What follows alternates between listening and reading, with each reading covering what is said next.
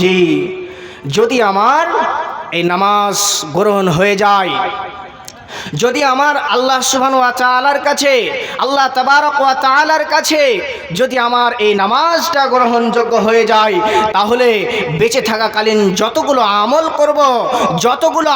করব সমস্ত আমল কি হবে, আল্লাহ রাব্বুল আলামিনের কাছে গ্রহণ হয়ে যাবে। নয়চিত আমার কোনো আমল আল্লাহ রাব্বুল আলামিনের কাছে গ্রহণ হবে না যতক্ষণ পর্যন্ত আমার নামাজ না কবুল হবে। তাহলে বাবসান আমার অন্তরখানার মধ্যে হাত রাখেন আর নিজেকে প্রশ্ন করেন যে আজকে বয়স আমার 60-62-70 প্লাস হয়ে গেল, কত রিকাত নামাজ ছাড়লাম, কত নামাজ কাজা করলাম, কত নামাজ পরিত্যাগ করলাম, নামাজ আদায় করলাম না। তাহলে কল্যাণ পেয়েছি কি? কে বড় লাভবান হতে পেরেছি কি? লাভবান হতে পারিনি, কেউ লাভ অর্জন করতে পারিনি। বিপদে পড়ে আছি, ক্ষতিগ্রস্তর মধ্যে পড়ে আছি। কারণ আজকে আমাদের সোসাইটির মানুষ 100%-এর মধ্যে 50% মানুষ কিসে?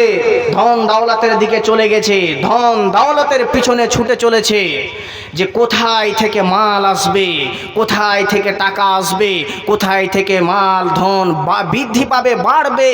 আমি আপনি আজকে এই সোসাইটির মুসলমান সেই দিকে ভর দিয়ে দিয়েছে, সেই দিকে চলে গিয়েছেন। তাহলে ভাবছেন আবার যদি আমি